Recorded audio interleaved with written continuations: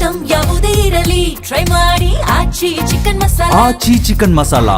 ಶಿವಂ associate ಮಾಲೀಕನಿಗೆ 5 ದಿನ ಖಾಕಿ custody. PHC ಮುಂದೆ ಶವ ಇರಿಸಿ ಸಂಬಂಧಿಕರ ಪ್ರತಿಭಟನೆ. ಜಿಮ್ನಲ್ಲಿ ದಾಳಿ ಮಾಡಿದ ಪುಂಡ ಅರೆಸ್ಟ್. ಹನಿ ಟ್ರ್ಯಾಪ್ ಗ್ಯಾಂಗ್ಗೆ ಪೊಲೀಸರ ಬಲಿಕೆ.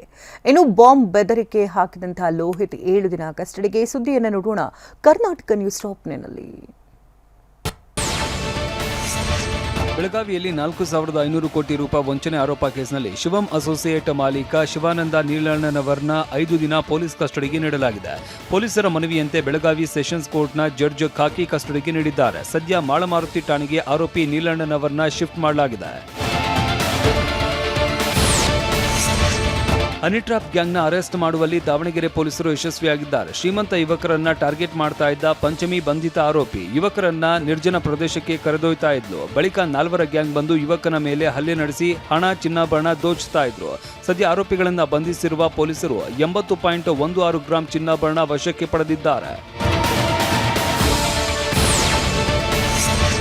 ಪ್ರಧಾನಿ ಮೋದಿ ಬೆಂಗಳೂರು ಪ್ರವಾಸದ ವೇಳೆ ಬಾಂಬ್ ಸ್ಫೋಟದ ಬೆದರಿಕೆ ಹಾಕಿದ್ದ ಆರೋಪಿ ಲೋಹಿತ್ನನ್ನ 7 ದಿನ ಖಾಕಿ ಕಸ್ಟಡಿಗೆ ಪಡೆಯಲಾಗಿದೆ. ಪ್ರಕರಣ ಸಂಬಂಧ ಪೊಲೀಸರಿಗೆ ಯಾವುದೇ ಸಾಕ್ಷ್ಯ ಸಿಗದ ಹಿನ್ನೆಲೆ ಲೋಹಿತ್ನಿಂದ ಹೆಚ್ಚಿನ ಮಾಹಿತಿ ಪಡೆಯುವುದಕ್ಕೆ ಕಗ್ಗಲೀಪುರ ಠಾಣೆ ಪೊಲೀಸರು ಕಸ್ಟಡಿಗೆ ಪಡೆದಿದ್ದಾರೆ. ಈವರೆಗೆ ವಿವಿಧ ಆಯಾಮದಲ್ಲಿ 100 ಜನರನ್ನ ವಿಚಾರಣೆ ಮಾಡಿ ಸಿಸಿ ಕ್ಯಾಮೆರಾ ಪರಿಶೀಲಿಸಿ ತನಿಖೆ ನಡೆಸಿದ್ರು. ಇನ್ನೂ ಆರೋಪಿಗಳ ಸುಳಿವು ಸಿಕ್ಕಿಲ್ಲ. ನೀಟ್ ಪರೀಕ್ಷೆಯಂತೆ ಕೃಷಿ ಪ್ರಾಯೋಗಿಕ ಪರೀಕ್ಷೆಯಲ್ಲೂ ಅಕ್ರಮ ನಡೆದಿರುವ ಶಂಕೆ ವ್ಯಕ್ತವಾಗಿದೆ. ಚಿತ್ರದುರ್ಗದ ಹಿರಿಯೂರು ಪರೀಕ್ಷಾ ಕೇಂದ್ರದಲ್ಲಿ ಪರೀಕ್ಷೆ ಬರೆದ 74 ವಿದ್ಯಾರ್ಥಿಗಳಿಗೆ 200ಕ್ಕೆ 200 ಅಂಕಗಳು ಬಂದಿವೆ. ಮೇ 10ರಂದು ರಾಜ್ಯದ 17 ಕೇಂದ್ರಗಳಲ್ಲಿ ಪರೀಕ್ಷೆ ನಡೆದಿತ್ತು. ಉಳಿದ 16 ಕೇಂದ್ರಗಳಲ್ಲಿ 24 ವಿದ್ಯಾರ್ಥಿಗಳಿಗೂ 200 ಅಂಕ ಬಂದಿದೆ. ಹಾಗಾಗಿ ಕೆಇಎ ನಡೆಸಿರುವ ಕೃಷಿ ವಿಜ್ಞಾನ ಪ್ರಾಯೋಗಿಕ ಪರೀಕ್ಷೆಯಲ್ಲೂ ಅಕ್ರಮ ನಡೆದಿರುವ ಶಂಕೆ ವ್ಯಕ್ತವಾಗಿದೆ. ಬೆಂಗಳೂರು ದಕ್ಷಿಣ ಜಿಲ್ಲೆ ಕನಕಪುರ ತಾಲೂಕಿನ ಮುಗ್ಗೂರು ಗ್ರಾಮದಲ್ಲಿ ಕಾಡಾನೆಗಳ ಹಾವಳಿ ಹೆಚ್ಚಾಗಿದೆ. ಗ್ರಾಮದ ಮಾದಮ್ಮ ಎನ್ನುವವರ 1 ಎಕರೆ ಬಾಳೆ ತೋಟಕ್ಕೆ ಕಾಡಾನೆಗಳ ಹಿಂಡು ಲಗ್ಗೆ ಇಟ್ಟು ಬೆಳೆ ಹಾಳು ಮಾಡಿದೆ. ಲಕ್ಷಾಂತರ ರೂಪಾಯಿ ಮೌಲ್ಯದ ಬಾಳೆ ಬೆಳೆ ನಾಶವಾಗಿದ್ದು ಅರಣ್ಯ ಇಲಾಖೆ ಅಧಿಕಾರಿಗಳ ವಿರುದ್ಧ ರೈತರು ಆಕ್ರೋಶ ವ್ಯಕ್ತಪಡಿಸಿದ್ದಾರೆ. ಬಿರು ಬೇಸಿಗೆಯ ಬಿಸಿಲಿಗೆ ನಾಡಿನಾದ್ಯಂತ ಕುಡಿಯುವ ನೀರಿಗೆ ಹಾಹಾಕಾರ ಶುರುವಾಗಿದೆ. ಇದರ ಮಧ್ಯೆ ಕಾಡಿನಲ್ಲಿರುವ ರಾಷ್ಟ್ರಪಕ್ಷಿ ನವಿಲುಗಳಿಗೂ ಬೇಸಿಗೆಯ ಬಿಸಿ ತಟ್ಟಿದೆ. ಚಿಕ್ಕಬಳ್ಳಾಪುರ ನಗರದ ಸುತ್ತಮುತ್ತಲಿನ ತೋಟ ಹಾಗೂ ಮನೆಗಳ ಬಳಿ ಆಗಮಿಸಿ ಹೊಟ್ಟೆ ತುಂಬಿಸಿಕೊಳ್ತಾ ಇವೆ. ಬಿರು ಬೇಸಿಗೆಯ ಹಿನ್ನೆಲೆ ಕಾಡಿನ ಮರಗಳಲ್ಲಿ ಹಣ್ಣುಗಳಿಲ್ಲ, ನೀರಂತೂ ಮೊದಲೇ ಸಿಗ್ತಾ ಇಲ್ಲ. ಇದರಿಂದಾಗಿ ನವಿಲುಗಳು ಹಿಂಡು ಹಿಂಡಾಗಿ ನಾಡಿನತ್ತ ಮುಖ ಮಾಡ್ತಾ ಇವೆ.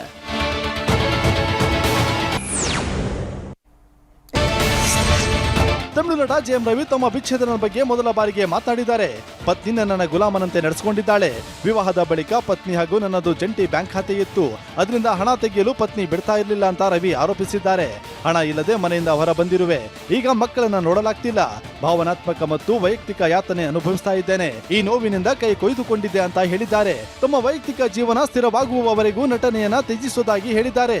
ಇನ್ನು ಪತಿ ಆರೋಪಕ್ಕೆ ಇನ್ಸ್ಟಾದಲ್ಲಿ ಪೋಸ್ಟ್ ಮಾಡಿರುವ ಆರತಿ ರವಿ ಮಲಗಿರುವ ಸಿಂಹವನ್ನ ಎಬ್ಬಿಸಬೇಡಿ ಅಂತ ತಿರುಗೇಟು ಕೊಟ್ಟಿದ್ದಾರೆ. ತಮಿಳುನಾಡು ವಿಧಾನಸಭಾ ಚುನಾವಣೆಯಲ್ಲಿ ನಕಲಿ ದಾಖಲೆ ಬಳಸಿ ಮತದಾನ ಮಾಡಿದ ಆರೋಪದ ಅಡಿ ಬ್ರಿಟನ್, ಕೆನಡಾ ಹಾಗೂ ಶ್ರೀಲಂಕಾದ 10 ಪ್ರಜೆಗಳನ್ನ ಪೊಲೀಸರು ಬಂಧಿಸಿದ್ದಾರೆ. ವಿದೇಶಿ ಪ್ರಜೆಗಳು ಮೋಸದಿಂದ ಮತದಾನ ಮಾಡಿದ್ದಾರೆ ಎಂಬ ಆರೋಪದ ಕುರಿತಂತೆ ಪೊಲೀಸರು ನೀಡಿರುವ ವರದಿ ಆಧರಿಸಿ ಚುನಾವಣಾ ಆಯೋಗವು ತನಿಖೆಗೆ ಆದೇಶಿಸಿದೆ. 9 ಕೇಸ್ಗಳಲ್ಲಿ 10 ವಿದೇಶಿ ಪ್ರಜೆಗಳನ್ನ ಚೆನ್ನೈ, ಮದುರೈ ವಿಮಾನ ನಿಲ್ದಾಣಗಳಲ್ಲಿ ಬಂಧಿಸಲಾಗಿದೆ ಎಂದು ಚೆನ್ನೈ ಪೊಲೀಸರು ತಿಳಿಸಿದ್ದಾರೆ. ತಮ್ಮ ದೇಶಗಳಿಗೆ ಮರಳಲು ವಿಮಾನ ನಿಲ್ದಾಣಕ್ಕೆ ಹೋದ ವೇಳೆ ಅಧಿಕಾರಿಗಳು ಬೆರಳಿನಲ್ಲಿದ್ದ ಅಳಿಸದ ಶಾಯಿ ಗಮನಿಸಿದ್ರು. ತಕ್ಷಣವೇ ಪೊಲೀಸರ ಗಮನಕ್ಕೆ ತಂದಿದ್ರಿಂದ ಈ ಪ್ರಕರಣ ಗೊತ್ತಾಗಿದೆ. ರಾಜ್ಯದಲ್ಲಿ ಜನಸಂಖ್ಯೆ ಕುಸಿತ ತಡೆಯುವ ಪ್ರಯತ್ನದ ಭಾಗವಾಗಿ 3ನೇ ಮಗುವಿಗೆ ಜನನಕ್ಕೆ 30,000 ಮತ್ತು 4ನೇ ಮಗುವಿಗೆ 40,000 ಪ್ರೋತ್ಸಾಹ ಧನ ನೀಡೋದಾಗಿ ಆಂಧ್ರ ಸಿಎಂ ಎನ್ ಚಂದ್ರಬಾಬು ನಾಯ್ಡು ಘೋಷಿಸಿದ್ದಾರೆ.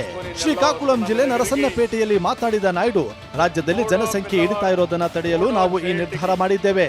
ಒಂದೊಮ್ಮೆ ಜನಸಂಖ್ಯಾ ನಿಯಂತ್ರಣ ಕ್ರಮಗಳನ್ನು ಪ್ರತಿಪಾದಿಸಿದ ಅವರು, ಜನರ ಪ್ರಮಾಣ ಹೆಚ್ಚಿಸಲು ಸಮಾಜವು ಒಟ್ಟಾಗಿ ಕೆಲಸ ಮಾಡುವ ಸಮಯ ಈಗ ಬಂದಿದೆ ಎಂದಿದ್ದಾರೆ.